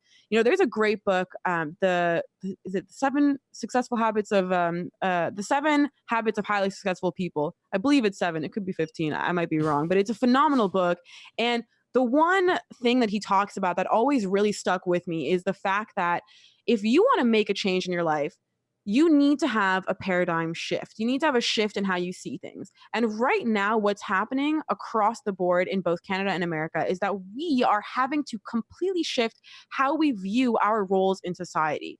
It used to be we live for ourselves, we work for ourselves, we do everything for ourselves to try and make it as our own individual. And now we're seeing this huge problem that is going to require each person to act as an individual, but for the group, and to do what's better for the group. And that's a really hard thing to get us all to, that's a really hard mindset to have us all shift in all of a sudden. And so we really need to wake up to that. And I'm afraid that it's going to require Corona getting as bad as it is in places like Italy or in China for us to be able to make those kinds of paradigm shifts in our mind. I hope it isn't, but I do think that that's what it's going to take. And staying healthy is going to be the biggest thing. We're going to see so many people who are going to realize that health is really a factor. One other thing that they've mentioned a few times in terms of risks in America, I don't know how bad the obesity rate is in Canada, but in America, obviously, it's horrible. And that's something that the Chinese had not, didn't have to deal with. So the fact that we have that here is going to be something that will raise the fatality rate of coronavirus. It's a health factor. It's a pre-existing health condition. It's going to lower your immune system across all your vitals. You have to think about that. And so I'm hoping maybe this will make people healthier. Maybe it will make people more health conscious, but it's definitely something else to factor. So we already have two things that are going to put us in a worse position than China: our individualism and our obesity rates. So up here, it's not quite as bad, the obesity rate, as it is in the United States. Still not good, though. Mhm. It's still one of the higher ones in the world. And I mean, that kind of goes hand in hand with the individualism that we're talking about, is that given the choices that you have, some people are just going to indulge. So I actually have a show up on my feed right now, both in the audio version and the video version. I had a personal trainer on talking about different exercises you can do at home, body weight. It's all for beginners. So if you're just sitting at home, I mean, A, it breaks the monotony of day-to-day life. Two, it can just, if you're going to be self-isolating, especially if you're by yourself, the mental health aspect that goes into that is so large that just releasing endorphins, getting your body moving can just help you feel better at home too. And of course, if you do cardiovascular exercises, it's going to improve your immunity and to help fight this just a little bit, or at least not make you so susceptible to everything. One of the reasons that I wanted to talk to you about this, despite the fact that you're producing a daily pandemic podcast, is the fact that it's so linked in with the Jewish community. And you talk about community and how we're all going to almost have to come together as a giant community to try to beat this thing. But do you think that subsects and individual communities that exist out there now, and it doesn't need to be just the Jewish community, it can be the Indian community, it can be any community out there, do you see people working together and talking to each other virtually at this point to try to solve some of these issues, whether it's helping elderly neighbors, whether it's getting money to people who need supplies, who can't leave their house or are recently laid off? Do you see that at all starting to shift just a little bit? Yeah, I mean, the Jewish community is phenomenal when it comes to giving back and helping each other. It's really one of my favorite parts about Judaism. Like, I myself, in belief, am an atheist, but I culturally and will always call myself a Jew.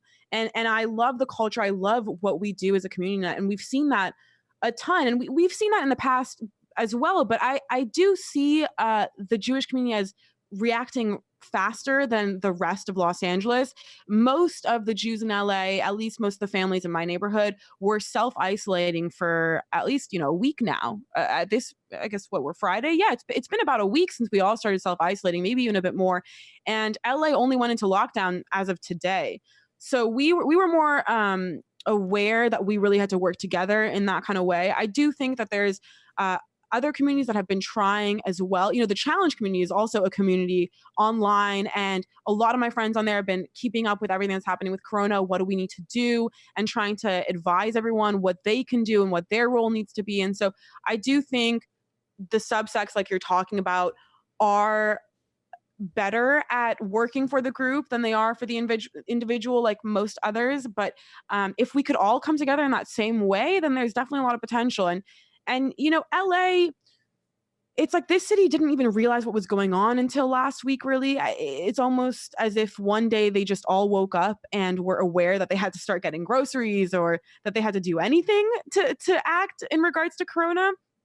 But I hope that now, now that the states are making big announcements, that we'll see that sense of community across the board. Do you have the app Nextdoor? Because that app has been phenomenal for me during this time. I've been on it every day. I got a free weight set off of it, a free total gym off of it. I also have been offering my services to help anybody who needs groceries. There's quite a few other people who've been offering as well. Nobody's even asked me to help because I think there are so many people offering right now. And so I do think if people could get on that app and start helping their neighbors more and engaging with their neighbors more in their neighborhood, we'll see less of the community subsects being divided by, let's say, religion or culture, and more about neighborhood and who's around you in your space, because we're all going to be stuck at home. So we're all going to be, we're all going to be in spitting distance from each other. When you open your window, your neighbor is right there if you live in a city. And this is going to become our immediate community around us. We all have to be careful. If you're taking your dog for a walk, walk away from the other person coming next to you. Be cautious of that. I do think that we will start seeing that as well, but definitely the Jews have stepped it up, in my opinion, and they've been far more prepared than the rest of LA, at least the ones around me in the community that I'm in here. Well, it's really strange because I live in a very dense area. So I'm in downtown Toronto. So our square footage per person very low. I would think in LA, where it's such an expansive city, well, there is a ton of people, but it's a driving city. It's not a transit city. That hopefully, even though people, like you said, maybe we're not taking it as a whole less seriously than everyone else was, that just where it is such a large and vast landscape, that maybe you were able to dodge a few of the bullets of, a lot of the cases being spread around. Like I saw like the Disneyland stuff when that wasn't shut down, like there's stuff coming from there. Like here, there's so many people. I mean, even still, like, subways are still open. Streetcars are still open. People are still... Subways are still open? Subways are still open at the moment, yeah. That is ludicrous, in my opinion. That's absolutely insane. I mean, that's one of the biggest hotspots for transmissions, is being so close to each other on public transport and underground. And I mean, wow, that's dangerous. Well, I mean, they've basically shut down, I believe now, not all non-essential services, but there's still people sneaking out to go into the office. Like this is I assume it's probably the same case in Manhattan too. Like this is the financial hub of the country. And when you have a financial hub of the country, there's people that, everyone is losing money at the moment. So yes, they want to go in to try to protect themselves individually that way, even if they have to put themselves at risk. That's a calculated gamble that people are making right now, and it's not helpful for the overall arch of society. But people individually are going to make that choice, and some are doing it. Yeah, it's an interesting point, the financial aspect of this whole thing. I got into a bit of an argument on Facebook about it. It didn't even, I think we had more of a misunderstanding, but it is something that needs to be discussed, in the sense that how are people going to be able to take care of themselves? So many people live paycheck to paycheck. And I do hope that it's a wake-up call, though, to the people who are living paycheck to paycheck, that savings are important. They are so important. We live in this world where what we want sells more than what we need. As somebody who's, done many an entrepreneur venture, I can tell you that wants have always sold more than needs. And yeah, you can solve a necessity, and that's a great business model, don't get me wrong, but you can solve a want in today's generation and make more money than when you're solving a need. And I do think that it will wake people up to how much they spend eating out, how much money they spend just on a day-to-day basis when they're out and about getting their Starbucks. Is like, do you really need to go get a Starbucks every single day? If you are someone who's living paycheck to paycheck, do not go buy a coffee. That's crazy. And I know plenty of people who do that, and I think it's absolutely insane. Buy your lunch every day. Think about times like this when this is going to happen, and save for moments like this. And then also, to the government, I believe that they should be saving for moments like this. A stimulus check that's coming around is great, but that should have been in place and in action right when the shutdowns were happening. If all of California is shutting down, right, and they're kind of pausing things a little bit payment-wise, they're allowing delays here and there, but not really. People still have expenses. They're still, paying for their internet bill. They're still paying for their phone bill, their rent. It's not like every landlord is going to be forgiving. So the government as well needs to put aside for these kind of things. And a stimulus check should have been sent out right when the lockdown was going down. If they can't go to work, then how can they be expected to make the money? So there's two parts to this. There's the individual who has the responsibility and the government who has the responsibility. But, I do think that being in such a dense location like Toronto, you're kind of at a higher risk, in my opinion, than we would be in LA. But it's still quite a packed city over here. And, there's still the risk. People have been out. Up until a few days ago, people were packed at cafes on Sunset Boulevard, which to me was nuts. There was no sense of, even if the government is slow, we need to stop doing this. So there is still really high dense areas in LA that were very much so active and busy and bustling up until a couple days ago, which isn't going to help. Yeah. So when they shut down all the restaurants, so restaurants are still open here at least, but for takeout only or delivery only, and they'll drop it off at the curbs. But it's funny you talk about, like, do you need that cup of Starbucks every day? The answer would be no to that, and eating out no to that. But now that's really the only way you can basically safely get your food, and it's still going to cost you money. No provisions have been put in place to reduce the cost of that by any means. So the thing that you had to not do to save up for is what you had to save up for is what you have to do right now. It's so true. It's so true. It's a tricky situation now. And the worst thing I think for me when I think about people who are living paycheck to paycheck is the fact that they weren't able to stock up on groceries like other people were. So, if they were waiting for their paycheck to come on the 15th and everybody had already stocked up on the 12th and grocery stores were out of stock by the time they got there, that's a bad situation to be in. It's not going to be easy for them in that way, and they're going to end up having to rely on things like Uber Eats and Postmates, and they have taken off delivery fees, which is great. Don't get me wrong, but it's still a fortune to get them sent in, and I mean, it's going to be rough across the board financially. I have a lot of friends who work in the restaurant business in LA, and they are bleeding. There's a few initiatives here to help some of the restaurant workers, but still, it's not going to be enough. No, and frankly, like if people want to talk about like, oh, there's this solution, there's that solution. Like we're gonna have to work all through this to try to figure out what's going on. I mean, people are gonna fairly criticize the government for a lot of things, but trying to enact a plan, if I come up with a plan today, I can't enact it tomorrow if I'm the government. Like it needs to have checks to it. It needs to be able to work. We need to figure out how to actually get the money to the people, how people don't take advantage of this in any sort of way to make sure that everyone gets the money that they get. It's a lot like when foreign aid is given to some countries, that the money goes to the country and then all of a sudden it's just embezzled by the government and the money doesn't actually go to the people who need it. It's a situation. Oh, hello, Qatar. But that's a situation that we're going to face right now too, is that that there's going to be opportunistic people out there just trying to get their hands on whatever they can. Yeah, I mean, well, that's it's the opposition right now to the stimulus check in America is the fact that there needs to be proper vetting of who the checks are going to, because the truth is $1,000 is not really going to help somebody who's on a couple $1 million salary. It's not going to do anything, but it could be absolutely game changing to the housekeeper who makes $1,000 every 2 weeks. That could be what stops her from being evicted from her house. And so I do think there needs to be vetting, but like move a little along. It has to happen at some point. And I think if you're shutting things down, then you have to shut down expenses too, in my opinion. One of the ideas I had that is partly a joke, but also I do believe we have the right to some sort of reparations from China. China should be sending out money to all the countries that this is affecting, which is every single place in the world, or forgiving all the debts of all the countries in the world, because they're the ones who are causing this. And if they're going to continue to store their food so poorly in their markets and risk the lives of the entire world, this is a virus that is going global this quickly. I mean, they need to be held accountable for this. I believe that they should be held accountable for this, but hopefully by the UN. I don't think that they ever will, but it should be something that's brought up. I'm going to say, good luck collecting that money from China.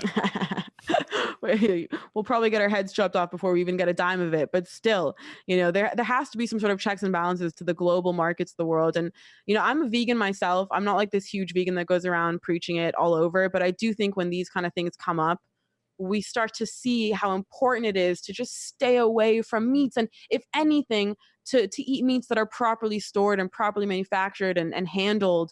I've seen some horrible things in some markets when I've traveled around the world, and it's gruesome. It's gruesome. I mean, yeah, it's horrible. And we have the education for it. It's not like people don't know. We can go around to all those markets where people are storing things that way and enforce new laws and say this isn't good.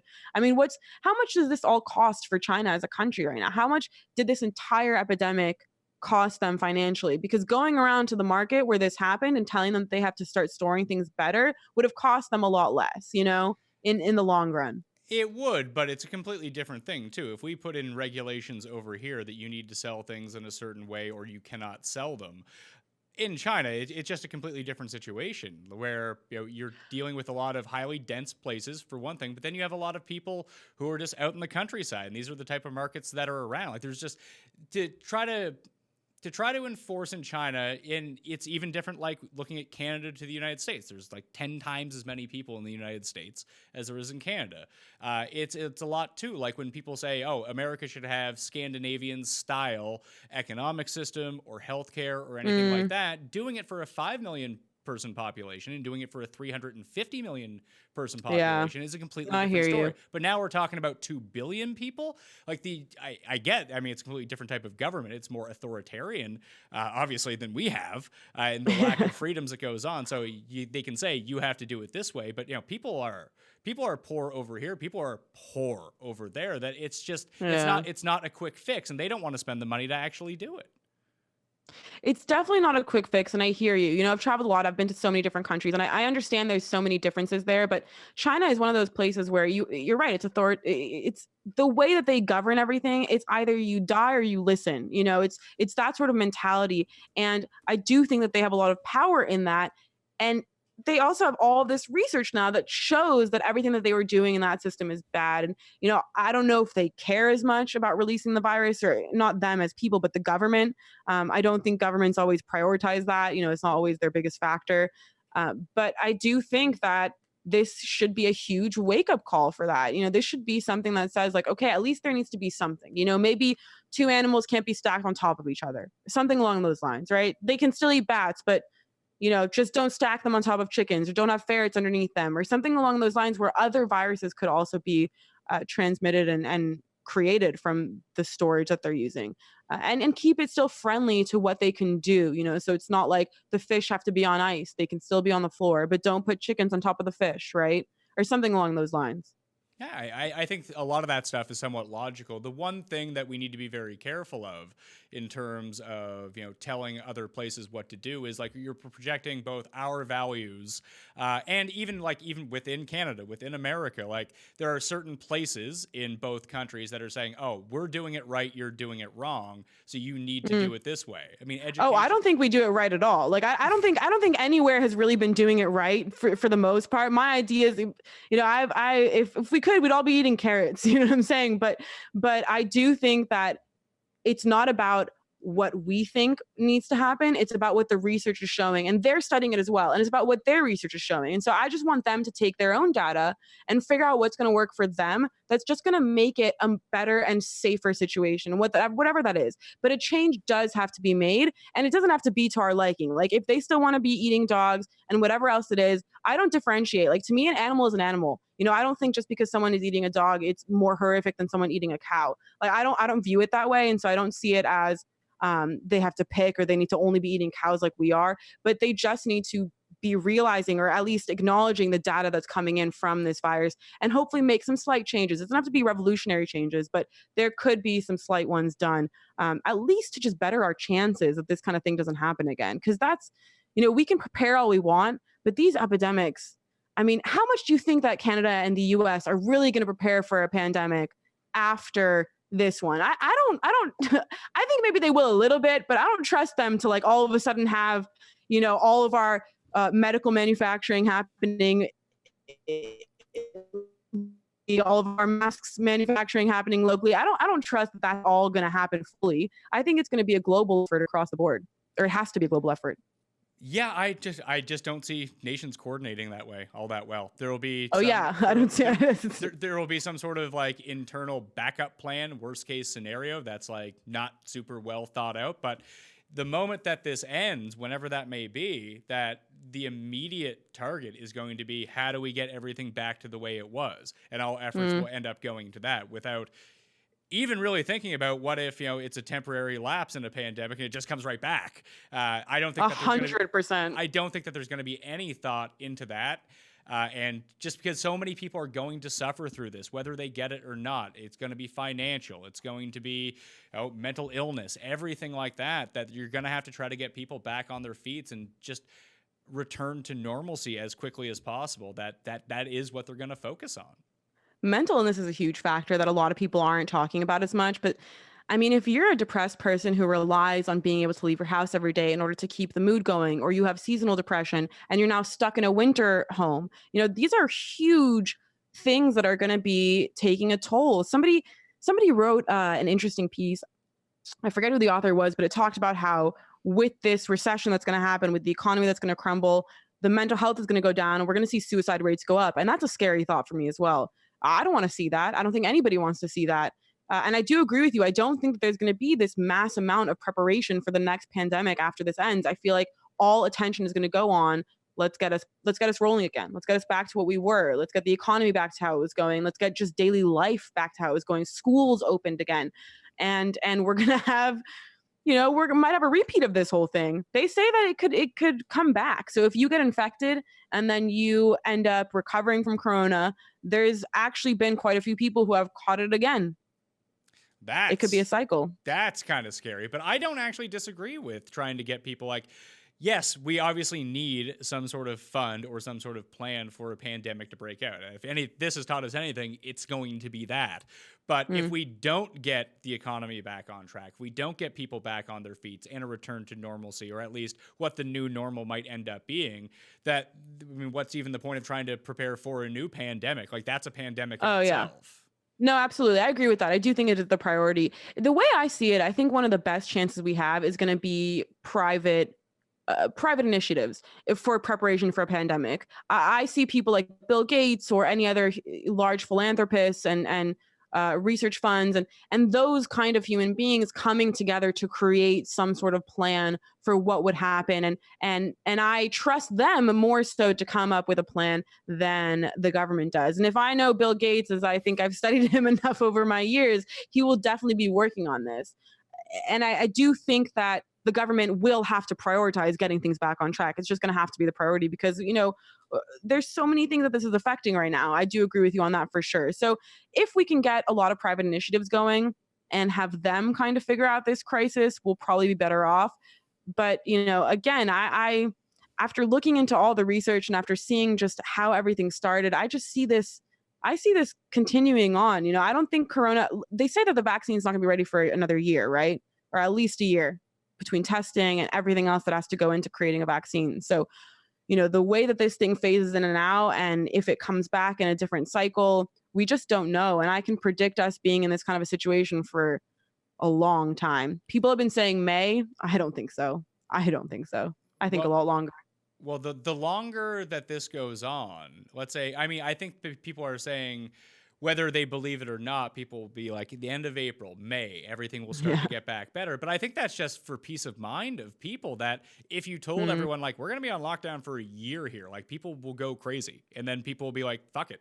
Like, I don't care anymore. I'm not going to stay on lockdown. I'm going to go back. I'm going to risk it. Like, that is the big threat in saying and over projecting. That's true. I think I would say that, to be honest. If someone said that we were going to be on lockdown for a year, that would actually be my initial reaction as well.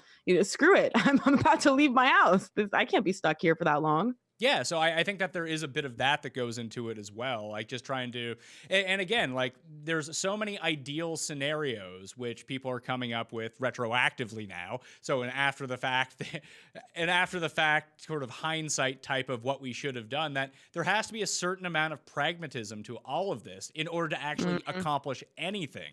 And if it is saying like, hey, it's going to be mid-May and we should have we should have the bell curve flattened a little bit. Maybe some people can go back to their day-to-day lives. Restaurants can open. Sports might come back, whatever it might be. Even if they know that's a lie, at least to me, that sounds like a good lie. Yeah, it gives you hope. It does sound like a good lie. That's what I need in order to look forward to things and to keep your head in the right, in the right headspace. Otherwise, you're just going to go crazy. So Canada isn't completely on quarantine yet, right? Or at least Toronto isn't. You guys just have things closed down. But are people self-isolating? Is that what's happening thus far? Oh yeah, so it's probably been about 7-8 days now. Like the vast majority of people. Like I have been at home, for 8 or so days now, my wife and I. So beginning probably the Friday previous to the one that we're speaking on. So probably about a week now. We've been on self-isolation. It seems like the vast majority of people are doing that. Like the streets are pretty barren. I've traveled to the supermarket. Like you don't see people out. I take my son out for a walk every single day on the side streets, just kind of away from everyone. And you see people out jogging every once in a while, people out walking just to get out of their houses, but like people are not close to each other. So it does seem like there's a lot of respect for it going around, but I know that's not everybody. Yeah, of course. Of course it's not everybody. It's tricky. My little sister, she keeps going out, which is driving me insane. I mean, she's not going out to big public spaces, but still, I just, I think the more we stay inside, the better, but it's it's going to be hard. It's going to be a hard adjustment. We're lucky we work in such a mobile field. Content is going to be thriving right now. This is the one industry, media, news, publishing, because I work for the Jewish Journal and I do their podcasts, but as an organization, we're a news organization. We are constantly putting out stories. And so to work in news media right now is insane. It's the one industry that is bustling, apart from maybe grocery stores and things like that, in terms of just regular jobs. Like this one, media has been crazy. News has been crazy. Yeah, it's funny, even for being a primarily sports and pop culture podcast with very little of that going on right now, I've been working more than ever before because I think that people are not necessarily trying to get creative with what they're doing, but trying to figure out what they can actually talk about and try to have a responsibility to be relatively informed about what they're saying. No one is coming to me and being like, well, Dr. Pat knows what's going on. That's definitely not the case. But I do think that it's important, to see regular people talk about this and how it is affecting them, because like you mentioned, mental illness is going to be a thing. A lot of people that are self-isolating, that are by themselves, they're consuming content to know that people aren't alone. People need to hear that right now. Yeah, definitely. I do think when you have an audience of any size, you feel sort of responsible for letting people in and showing what's going on in your day-to-day life, that they're not alone, that everyone's going as stir crazy as the next. And I do think that being able to relate to people and hear the stories of what's going on is important. There's a really good piece by a historian that I was reading the other day about how important it's going to be to track the information of our day-to-day lives during this time. I mean, this is the biggest news story of our century, of my entire life. I might be only 27, but this is the biggest news story and likely will be one of the biggest news stories of my entire life. It's going to be something I'll recite to my grandkids. It's huge. It is just huge. And just like we were reading diaries of, and the Anne Frank diary from the Holocaust, right? That's one of the biggest pieces of literature that came out of that time period. And so for us now, we need to think about it in that kind of way. Documenting our day-to-day life is going to be crucial. This is a huge story. It's global. And it's the only thing everyone is talking about right now. All of our podcasts, which usually have a Jewish edge to them, are talking about Israeli elections and this and that and what's going on in politics and how it affects Israel and so and so. I mean, they've all just completely halted and started only talking about Corona because that is what is happening right now. And that's what's so pertinent to our everyday. It's a completely new world that we're living in now than it was a couple months ago. And that's a huge factor. It's crazy because the primaries that were going on here in America, I mean, they're a footnote now. They're literally a footnote. There's with the biggest election in all of our time coming up, our presidential election that's coming up. I mean, it's literally going to be a footnote because of everything that's happening now. It's insane. Anything else that you want to get off your chest before we get out of here? No, I mean, I think just stay healthy, everyone. That's the biggest thing. My biggest advice. If you're somebody who's just new to working out, listen to Pat's podcast with the trainer. Definitely get info from there. You're at home, not at a gym, so you can be as comfortable as you want. And just get active inside your own places. Don't let this quarantine turn you into a couch potato, and be healthy, be mindful, be cautious, and care about the other. I think that's gonna be the most important. Can you tell us once again where everyone can find the podcast and where people can really find all of your work? Yeah, so I do all the Jewish Journal podcasts. You can check us out at jewishjournal.com. My dad's podcast, the David Suissa podcast, is all over on iTunes, Stitcher, Spotify, and all of the other apps. The current season that we're doing is called Pandemic Times, and it's a daily episode. We release them around 11 a.m., so you can check those out. And you can also follow me at Shaunie Suiza on Instagram and Facebook. I'm pretty active on both platforms, and I would love to just talk to anybody. If you guys are stir crazy or going nuts at home, tune in. We are equally going as crazy here, and our content has been flowing. So definitely tune in and check it all out. Thank you guys.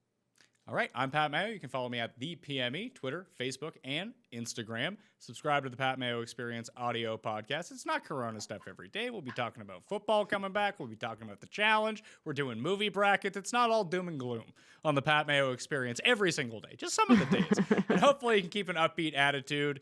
Get up. Like I mentioned, I have a show coming, or I have a show that's already released with a personal trainer, some intro for beginner exercises that you can do at home just to get yourself moving every single day. I highly recommend it. It's making me feel better about being self-isolated anyway. That will do it for me, though. Thank you all for watching. I'm Pat Mayo. We'll see you next time.